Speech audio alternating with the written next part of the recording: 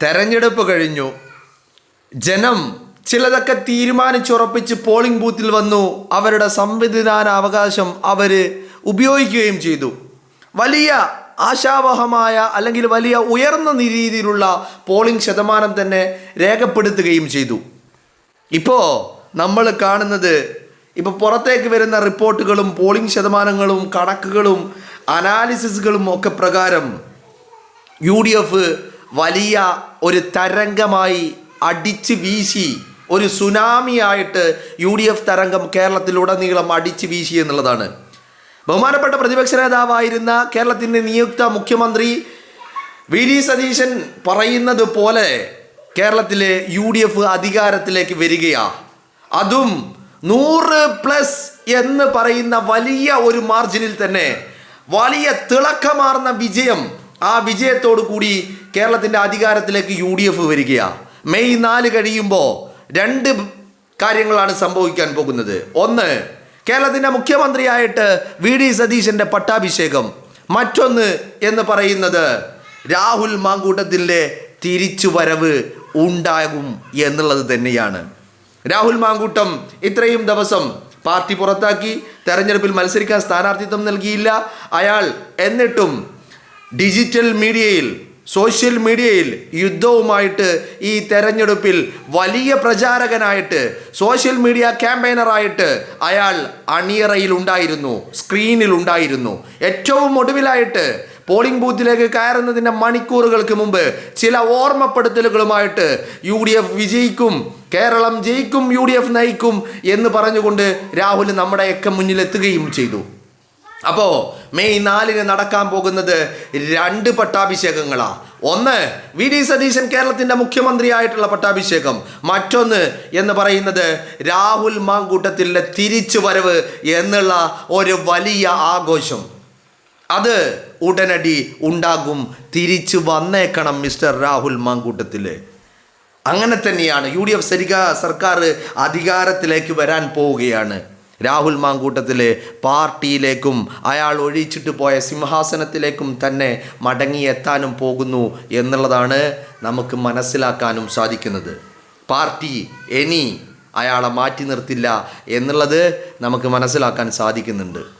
അതുകൊണ്ട് തന്നെയാണ് രാഹുൽ മാങ്കൂട്ടം വളരെ കൃത്യമായിട്ട് തെരഞ്ഞെടുപ്പിൻ്റെ അവസാന പ്രചരണത്തിൻ്റെ അവസാന ഘട്ടത്തിൽ, അവസാന റൗണ്ടിൽ സോഷ്യൽ മീഡിയയിലൂടെ യുദ്ധവുമായിട്ട് ഇറങ്ങി പുറപ്പെട്ടത് എന്നുള്ളതാണ് മനസ്സിലാക്കാൻ സാധിക്കുന്നത്. വളരെ വളരെ വളരെ UDFൻ്റെ, കോൺഗ്രസിൻ്റെ പ്രവർത്തകരെ സംബന്ധിച്ചിടത്തോളം ഇരട്ടി മധുരമുള്ള തെരഞ്ഞെടുപ്പായിട്ട് ഈ തെരഞ്ഞെടുപ്പ് മാറുകയാണ്. ഒന്ന്, UDFൻ്റെ വലിയ തിളക്കമാർന്ന വിജയം. മറ്റൊന്ന്, നമ്മളെല്ലാവരും ആഗ്രഹിച്ച രാഹുൽ മാങ്കൂട്ടത്തിലെ തിരിച്ചുവരവ്.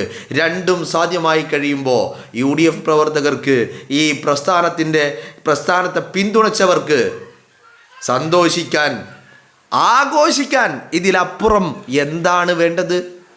അല്ലേ? രാഹുൽ മാങ്കൂട്ടം ഈ പറയുന്ന കഴിഞ്ഞ ദിവസങ്ങളിൽ എനിക്ക് തോന്നുന്നു 8-9 വീഡിയോകളാണ് തെരഞ്ഞെടുപ്പിൻ്റെ അവസാന പ്രചരണത്തിൻ്റെ അവസാന ഘട്ടത്തിൽ സോഷ്യൽ മീഡിയകളിലൂടെ പുറത്തേക്ക് വിട്ടത്.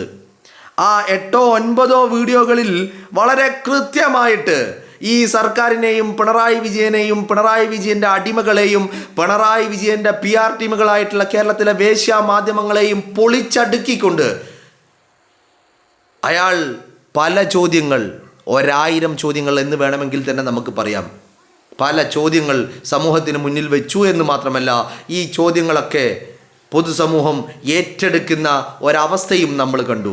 ജനം ആ ചോദ്യം തിരിച്ച് ചോദിക്കുന്നത് നമ്മൾ കണ്ടു, അല്ലേ? അപ്പോൾ തെരഞ്ഞെടുപ്പ് പ്രക്രിയയിൽ രാഹുൽ ഗ്രൗണ്ടിലുണ്ടായിരുന്നില്ല. രാഹുൽ ഒരു സ്ഥാനാർത്ഥിക്ക് വേണ്ടിയും ഒരു മണ്ഡലത്തിലും പരസ്യ പ്രചരണത്തിന് എത്തിയിരുന്നില്ല.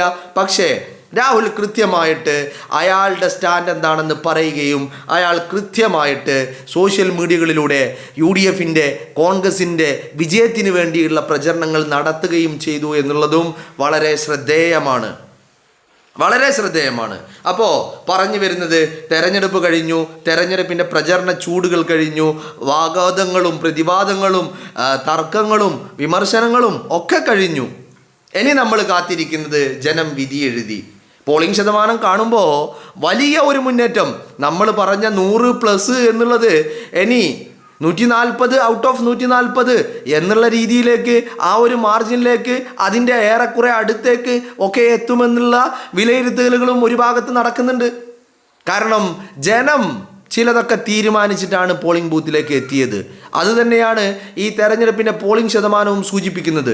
ഈ ഉയർന്ന പോളിംഗ് ശതമാനം വലിയ രീതിയിൽ ഒരു ഭരണമാറ്റത്തിൻ്റെ, ജനം ഒരു ചേഞ്ച് ആഗ്രഹിച്ചതിൻ്റെ ഒക്കെ അടയാളമായിട്ട് വിലയിരുത്തുന്ന, അനലൈസ് ചെയ്യുന്ന ആളുകളും നമ്മുടെ കൂട്ടത്തിലുണ്ട്. എന്താണെങ്കിലും വരണം, തിരിച്ചു വരണം, രാഹുൽ തിരിച്ചു വരണം എന്നുള്ളത് തന്നെയാണ് നമ്മുടെ ആഗ്രഹം, അല്ലേ? തെരഞ്ഞെടുപ്പിൻ്റെ സ്ഥാനാർത്ഥി പട്ടിക വരുന്നതിന് മുമ്പ് രാഹുൽ മാങ്കൂട്ടം ഒരു പക്ഷേ സ്ഥാനാർത്ഥിയായി വരും എന്നൊക്കെ നമ്മളെല്ലാവരും പ്രതീക്ഷിച്ചു. ഇനി നമ്മളിൽ പല ആളുകളും രാഹുൽ സ്വതന്ത്രനായി മത്സരിക്കണമെന്നുള്ള അഭിപ്രായം പോലും നമ്മൾ പല ആളുകളും പറഞ്ഞു, അല്ലേ? എന്നാൽ ഈ പറയുന്ന ഒരു തീരുമാനവും രാഹുൽ കൈകൊണ്ടില്ല. രാഹുൽ എല്ലാം പാർട്ടിക്ക് വിട്ടു, പാർട്ടി തീരുമാനിക്കുമെന്ന് പറഞ്ഞു. അങ്ങനെ തെരഞ്ഞെടുപ്പ് വന്നു, സ്ഥാനാർത്ഥികൾ വന്നു, പ്രചരണം തുടങ്ങി. ബട്ട് പ്രചരണത്തിൻ്റെ മൂർധന്യത്തിൽ രാഹുൽ ഇറങ്ങി. രാഹുൽ ഗ്രൗണ്ടിൽ ഇറങ്ങിയില്ല, പക്ഷേ രാഹുൽ സോഷ്യൽ മീഡിയകളിൽ ഇറങ്ങി. ഡിജിറ്റൽ യുദ്ധത്തിൻ്റെ ഭാഗമായി, ഡിജിറ്റൽ യുദ്ധം ഒരു പക്ഷേ രാഹുൽ മാങ്കൂട്ടം നയിച്ചു എന്ന് വേണമെങ്കിൽ തന്നെ നമുക്ക് പറയാവുന്ന ഘട്ടത്തിലേക്ക് വരെ കാര്യങ്ങൾ അയാൾ കൊണ്ടു ചെന്നെത്തിച്ചു. അപ്പോൾ ഞാൻ പറയുന്നത്, മെയ് 4 കഴിയുമ്പോൾ, മെയ് 4 വൈകുന്നേരം എന്ന് പറയുന്നത് നമ്മുടെ ദിവസമാണ്. നമ്മൾ ഈ പറയുന്ന UDFൻ്റെ വിജയത്തിന് വേണ്ടിയല്ല നമ്മൾ കാത്തിരിക്കുന്നത്, മറിച്ച് UDFൻ്റെ 100+ എന്ന് പറയുന്ന ആ ഫിഗർ എത്രയായിരിക്കും എന്നുള്ളത് അറിയാൻ വേണ്ടിയാണ് നമ്മൾ ഓരോരുത്തരും കാത്തിരിക്കുന്നത്. ആ കാത്തിരിപ്പ് കഴിഞ്ഞ് കേരളത്തിൻ്റെ മുഖ്യമന്ത്രി കസേരയിലേക്ക് VD സതീശൻ്റെ പട്ടാഭിഷേകം കൂടി നടത്തി കഴിയുമ്പോൾ പിന്നെ നമ്മുടെ മുന്നിലുള്ള കാര്യം രാഹുൽ മാങ്കൂട്ടത്തിലെ തിരിച്ചുവരവാ. അത് സാധ്യമാകും. അത് അധികാര കസേരയിലെത്തിയാൽ പിന്നെ അടുത്ത പ്രോസസ്സിംഗ് എന്ന് പറയുന്നത് രാഹുൽ മാങ്കൂട്ടത്തിലെ തിരിച്ചുവരവിനുള്ള കളമൊരുക്കുക എന്നുള്ളത് തന്നെയായിരിക്കും.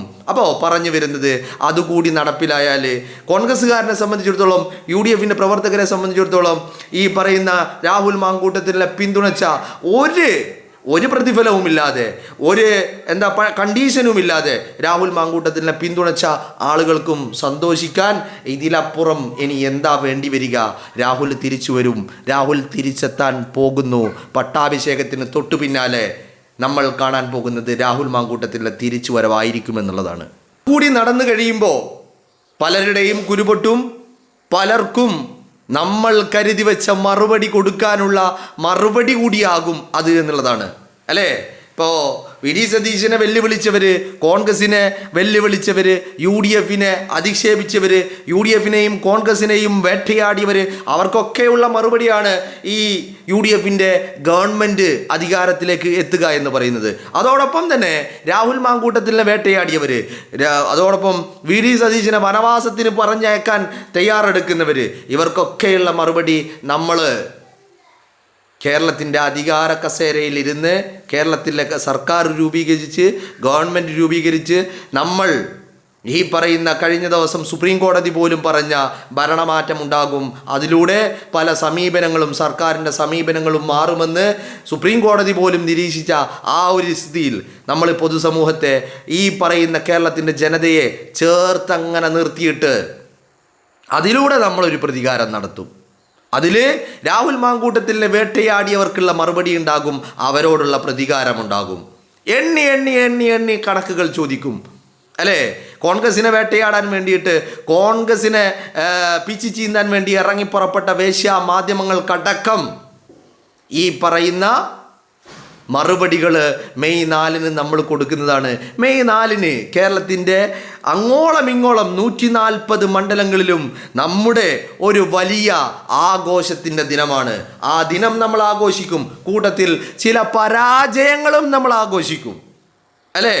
UDFൻ്റെ വിജയം നമ്മൾ ആഘോഷിക്കും, കോൺഗ്രസിൻ്റെ വിജയം നമ്മൾ ആഘോഷിക്കും, നമ്മുടെ മുഖ്യമന്ത്രിയുടെ വിജയം നമ്മൾ ആഘോഷിക്കും, രാഹുലിൻ്റെ തിരിച്ചുവരവ് നമ്മൾ ആഘോഷിക്കും. കൂട്ടത്തിൽ ചില പരാജയങ്ങൾ കൂടി നമ്മൾ മെയ് 4 ദിവസം ആഘോഷിക്കാൻ പോവുകയാണ്. വലിയ ആവേശത്തിലാണ്, വലിയ ആകാംക്ഷയിലാണ് കാത്തിരിക്കുന്നത്. ഇനി നമുക്കറിയേണ്ടത്, VD സതീശൻ പറഞ്ഞ 100+ എന്ന് പറയുന്ന ഫിഗർ എവിടെ വരെ എത്തി നിൽക്കും? പാലക്കാട്ടെ രമേശ് പിഷാരടിയുടെ ഭൂരിപക്ഷം എത്രയായിരിക്കും? അങ്ങനെ തുടങ്ങി ചില സ്ഥാനാർത്ഥികളെ ഭൂരിപക്ഷം കൂടി നമ്മൾ ഉറ്റുനോക്കുന്നുണ്ട്. കൂട്ടത്തിൽ പാലക്കാട്ടിലെ രമേശ് പിഷാരടിയുടെ ഭൂരിപക്ഷമുണ്ട്, പേരാമ്പ്രയിലെ ഫാത്തിമ ദഹ്ലിയുടെ ഭൂരിപക്ഷമുണ്ട്, സന്ദീപ് വാര്യരുടേതുണ്ട്. അങ്ങനെ ഒരുപാട് കണക്കുകൾ നമുക്ക് കിട്ടാനുണ്ട്. അതിനുവേണ്ടി നമ്മൾ കാത്തിരിക്കുക. കൂട്ടത്തിൽ നമ്മുടെ ചെക്കൻ്റെ തിരിച്ചുവരവും നമ്മൾ കാത്തിരിക്കുന്നു എന്നുള്ളതാണ്.